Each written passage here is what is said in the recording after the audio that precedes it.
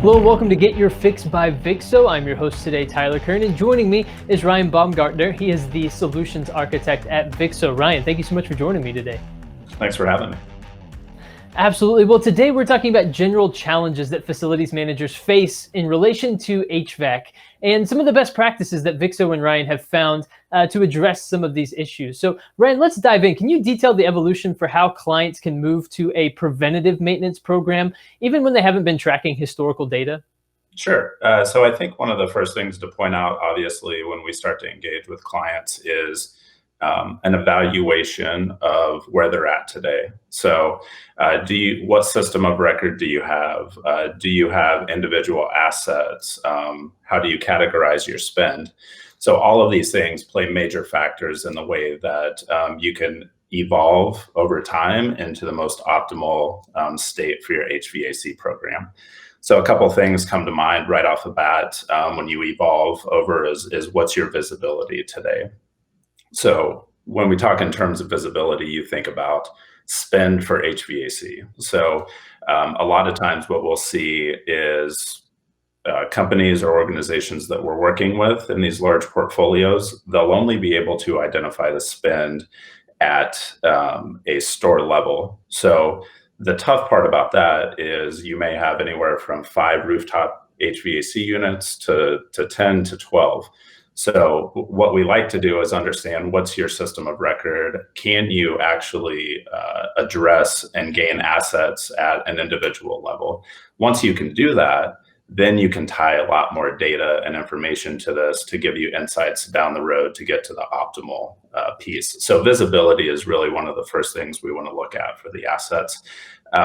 Secondarily, like I just was talking about, spend, how do you tie the spend to them? So one of the things that we like to evolve our clients to at Vixxo is tying the spend to an individual asset versus a store.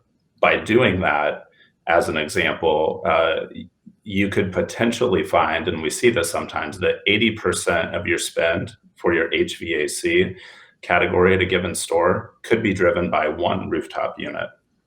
Obviously, over time, when you can identify these anomalies and you can see these trends, these are some of the insights that facilities managers need in order to take corrective measures to then reduce their spend over time. We like to talk about total cost of ownership. So not just looking at what an individual repair cost, but looking at over a 3, 4, 5-year span and what's the most effective way to spend your money, drive up time, and have the optimal HVAC program. So the more granular you can get in terms of the visibility, how you're tying your spend to your assets, the better off that you can get over time in terms of spend. Once you identify some of those measures and the ways that you can start to record your assets and tie spend to them, then it's really a mix of what the client's goals are. So you only have so much money to spend, but you also want to have optimal performance for your units and have the best lifetime value in that unit. So how are you documenting and building out your HVAC program? So generally people will do it quarterly, and sometimes it's just a filter swap out. Sometimes they get very granular into tasks, cleaning coils, things like this.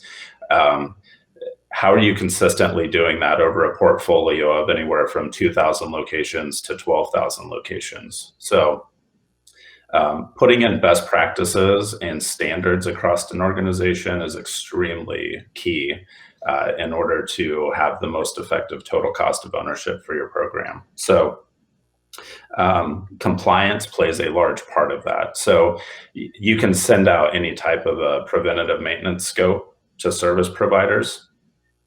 And the expectation is that they're going to go out and do this.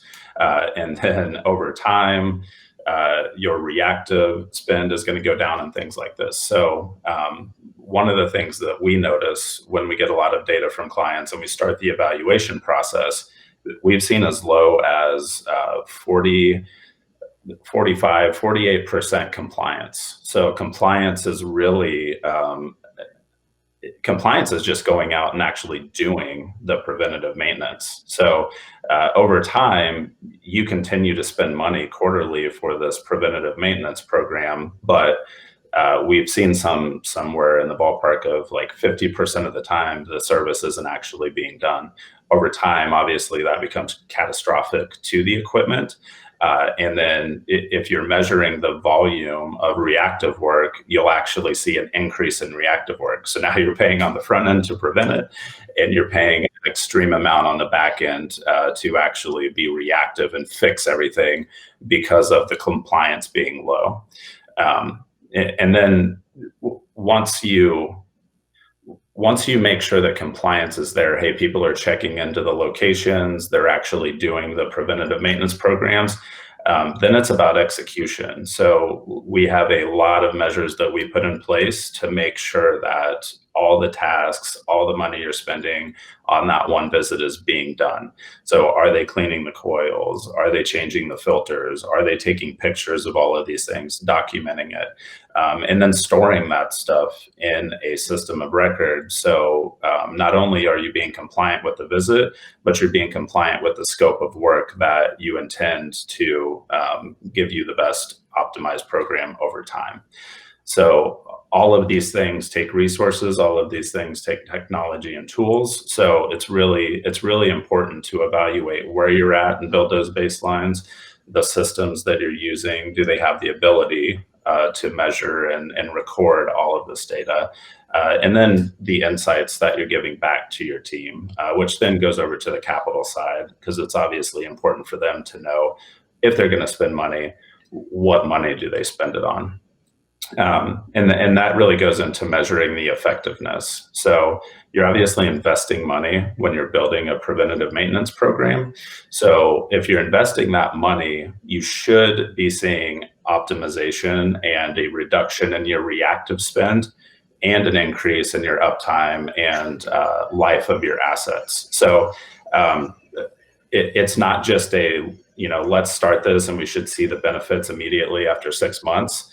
This is a multi-year evolution, and that's sometimes where it becomes difficult because everybody needs the instant gratification. And it's really hard to buy in as an organization to say, hey, we want to increase the spend of our HVAC programs, but we may not see the benefits, until year 2 when the reactive starts going down. And then obviously the lifetime of the assets takes a much longer time to measure. So for us, being able to prove and show results from other clients and industry best practices, that really gives people comfort that A, you can measure it, and B, you've seen it work over time. So that's really the evolution. And then at the very end of the most optimal PM program, where you really start to become preventative and predictive, once you have all those measures in place, then you can really put in an effective repair versus replace program. So understanding prior to a catastrophic failure happening, when a catastrophic failure happens and you have a unit down, you have to order a new one and you have to rush it in, you have to pay people overtime to come put it in, you can measure the impact of that. And if you have a really good repair versus replace program in place, and you can predictively understand which units need to be replaced every year, you can see some really, really effective total cost of ownership numbers and budget impacts over the lifetime of a program. So I know that was a lot, and I tried to keep it as high level as possible. And but those are essentially the measures. And frankly, when you get started, it's, how do you tie your spend and how are you measuring it today is really where you just want to start the conversation. And that essentially will kick off and just listen to what are you doing, and then what are your company's goals. A lot of times the facilities managers don't have the ability to spend extra money. They have to improve optimization while reducing cost. So being able to balance what their organizational goals are alongside with what's best for the equipment is really the complex process to this whole thing. Absolutely, and you've given people a lot to think about there, and a lot of steps along the way, which I think will help better inform them. And you're right; it's important to point out up front that this is not this might not be an instant gratification type thing like so many of us want nowadays, but that it's important to see the wider picture and the long-term goals of how this works. And so I think that was important to point out. So Ryan, from your perspective, you deal a lot with facilities managers. What are some of the biggest challenges they're facing as it relates to their HVAC systems these days? Well, it's really the resources that they have, and everybody wants to be in a predictive state. Everybody wants to have the optimal facilities program in place, but you only have enough, a certain amount of resources as a facility manager. It can drive you to be reactive because you're constantly putting out fires, and a lot of times you're dealing with the 20% of the problems and the 80% that you can start to become predictive, and you can start to get insights about and look at anomalies. A lot of times that stuff just doesn't get touched because you don't have the resources to do it. What's difficult a lot of times as well, people are working off of legacy systems. I've seen people working off of spreadsheets. So with the lack of resources and then tools that can't help you become more optimized and efficient, that really poses problems for organizations. And then unfortunately, I've been in facilities management for a long time, and any time like somebody misses quarterly earnings statements, anytime there's massive, unforeseen spend, a lot of times that gets pushed back on the facilities teams, and they're the first ones to say, hey, we need you to cut out, 10% of the spend this year. And unless you have the tools, the expertise, and things, in your toolbox to build efficiencies, to have the insights to make changes, to do those cuts, a lot of times we're going to have to cut our, PM programs out for a quarter, or we're going to have to defer a bunch of maintenance. And then the next year when they pick that up, it's going to be on the facilities managers to say, how do we avoid catastrophic failures after we've pushed all these things off? Mm-hmm. So it's really, when we talked about that evolution, it's really understanding and identifying not only what best practices and tools and resources to put in place, but it's also understanding how quickly you can turn a program without driving catastrophic failures over the lifetime of the equipment. So, right, it's that mix between what's the best for the equipment, again, versus what's the best for budget and, our company goals. A lot of times those two things don't align. So you have to take a case back to senior leadership at your organization and say, hey, we know, because we measure this stuff, if we do X, then Y is going to happen next year. So it really prepares them, gives them the insights they need to have those real difficult conversations with their organizations. And if you don't have the resources, the technology, the data, and some of those, best practices in place, that's the most difficult part for the facility managers, I think. So this kind of dovetails into this, and you may have mentioned some of this as part of the answer to the first question, but what methods exist to help measure the effectiveness of a good preventative maintenance program? So in terms of measurements, and I think you'll run into different schools of thoughts around this. A lot of times people will come in and say, we've been trying to measure that. There's no way you can measure it. Mm. It all starts with what are you doing today? What do you feel like good is, right? Everybody's interpretation of a good program starts with an understanding of their program. One of the things that I think, a Vixxo or other large organizations that work with many different clients, one of the advantages to that is you're not only looking at your data, you're looking at data and best practices across, thousands and thousands and thousands of locations. So for me, it always starts with baselines. So for an example, if you don't know what your average ticket spend per an HVAC reactive visit is, how do you know that you're driving costs down on a given call at a given location? If you don't understand in terms of an asset level to spend, right? How do you know which HVAC unit to repair when you get $10,000 or $2 million of capital for that next year? So building out those baselines and understanding where you should be and where you want to be is, I think, one of the most important things that you can do. If your system doesn't allot for you to do that, or you don't have analysts, that's when you start getting into trouble, and you can't have the insights to go and have those discussions with senior leadership. All you do is you tend to see an increase in spend, and you don't even know where to start because you don't have that granular of data. And then the compliance and the execution, like we talked about, at a minimum, service providers need to be giving you all of the information on the equipment, why they're out there, why they're on the roof.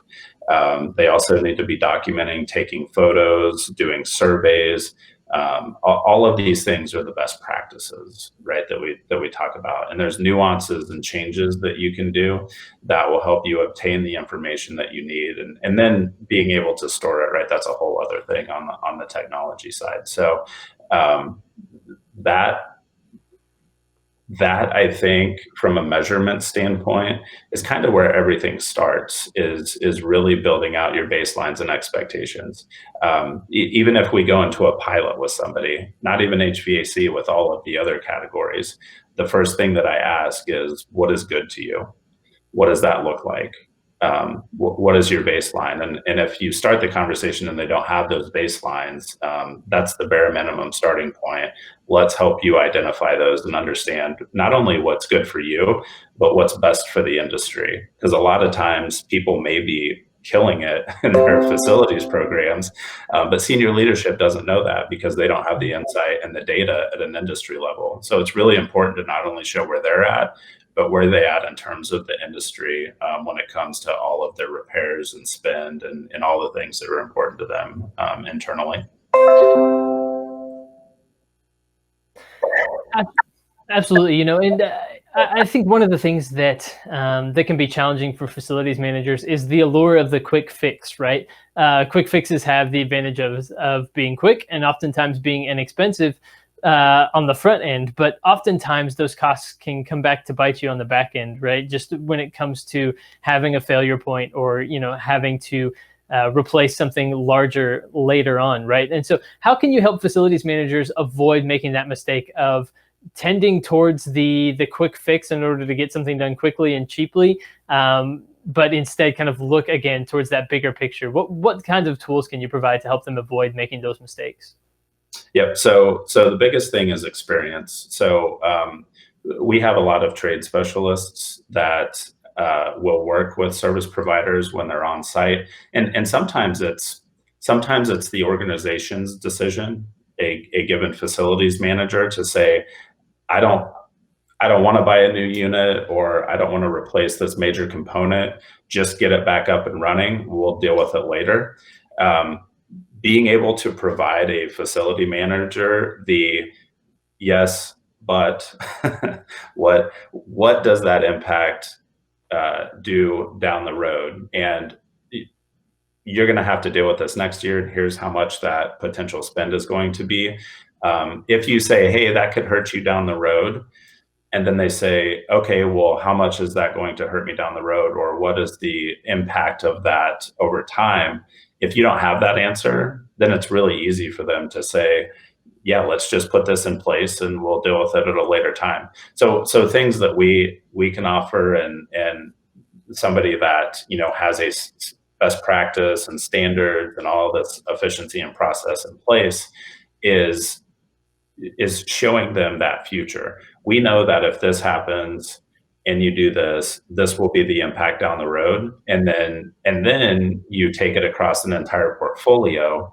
And so it's really an education process to say, not only is that one time that you do this, you could actually go back and look through their portfolio and say, if you do this, this may occur 1,200 times in a given year. Then you extrapolate that to say, okay, over time, here is that major impact. Once you start kind of showing what that total impact is going to be, that's when it's a more impactful conversation. And so sometimes it's not even the facility manager, it's senior leadership saying, hey, we got to watch budget for this month. And so that they get pushed into those decisions. But if they have the data and the insights to go back and say some, like, hey, here's some evidence, here's some analysis, that is a very, very powerful thing that you can provide clients that you're working with,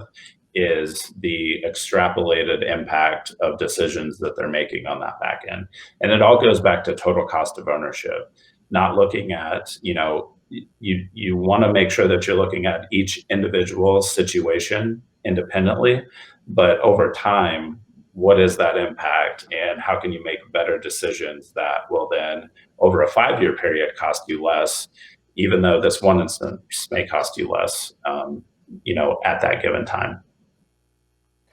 Absolutely. And I think that what you just said kind of goes a long way to answering the next question that I had, Ryan. And that's just, why it's so important for businesses, for companies, for facilities to choose a proven partner like Vixxo to help make these decisions and to help provide this type of expertise. Because you're right, having that information is so valuable when it comes to conversations like this, and it can save you money in the long run. Yes. Yeah. And I think, and when I was, talking about baselining, a lot of the conversations I have, the first thing that you do is you listen, right? If I'm not listening to somebody, then I can't build a solution. I can't tell you to throw a lot of money at a problem without understanding the parameters that you're working within. What are the budgets you're working within? What are the organizational goals? Because all of those things feed downstream to the facilities managers. And a lot of times it's not a, hey, we don't want to do that. It's a, we can't do that. And so being able to provide them options and do the right mix between organizational goals, budget, and what's right for the equipment is extremely important. And so, one of the things that I feel extremely beneficial to have when I go into these conversations is 40 years of expertise and knowledge. I have so many subject matter experts. I have, people that have worked within the HVAC and refrigeration industry, at my fingertips that I can go, and they've been through these scenarios. They understand the impacts. They understand all the nuances to this equipment. And having the ability to tap into that knowledge is extremely important. So as an example, a store operator, right? They may know some things about the HVAC. They may know some like high level things, but if you send an apprentice in to fix something thinking it's a quick fix, but it's a much deeper problem, a store manager, the expectation should not be that they are an HVAC expert and they be able to do that. And nor is a facilities manager. You've been sometimes you'll have folks in your organization that have years and years of experience, and that's amazing. But if you don't, and you're, a facilities manager, and you have not only responsible for HVAC, but millions of dollars of other categories, you need somebody that can go deep with a service provider that's on site, be able to do root cause analysis. Because what happens is every time, if you think of the thousands and thousands and thousands of instances just for HVAC, there's going to be hundreds of them where the tech thinks he puts a fix in place, or maybe leaves and says, hey, we're going to have to come back with maybe a different person. All of that represents spend for a facilities organization. So an added trip charge, extra hours on site. So really managing the duration, not only just managing, did you get the fix done that time? How long did it take you to do the fix, right? Wasn't it apprenticed? Were there two people there? Should there have only been one? Was it 8 hours versus 4 hours? I have the ability to walk in and understand what the volume should be at a given location with this type of square footage, with this type of a product offering in this type of a climate. Those are the things that best practices that have been put in place, and just the plethora of data and expertise and information that allows you to understand and make these really critical evaluations and decisions for folks. So when you have a pool of shared resources and it's costing you less than what you're doing today because you are driving down the cost, you are putting a more effective program in place. I think that's really compelling for people to have at their fingertips. And it's all about just removing the burden from them and letting them focus on their long-term strategies versus chasing down things and putting out fires, when that other 80% of focus is then driven to all of the problem areas. So that I think is a massive advantage for a company that has the resources, the history, and then all of the shared client data and things that we can continuously evaluate and build best practices for folks. Absolutely. Absolutely. That's Ryan Baumgartner. He is the solutions architect at Vixxo. Ryan, thank you so much for joining me today and talking about some of these challenges that facilities managers face when it comes to HVAC and the solutions that are available, and giving some great insight and some great advice just when it comes to making the right decisions and finding the expertise that's going to be beneficial. So Ryan, thank you again so much for joining us. Thanks, Tyler. Have a great day. And everybody, thank you for watching along with us today. Of course, we'll be back soon with more content from Vixxo, but until then, I've been your host today, Tyler Kern. Thanks for watching.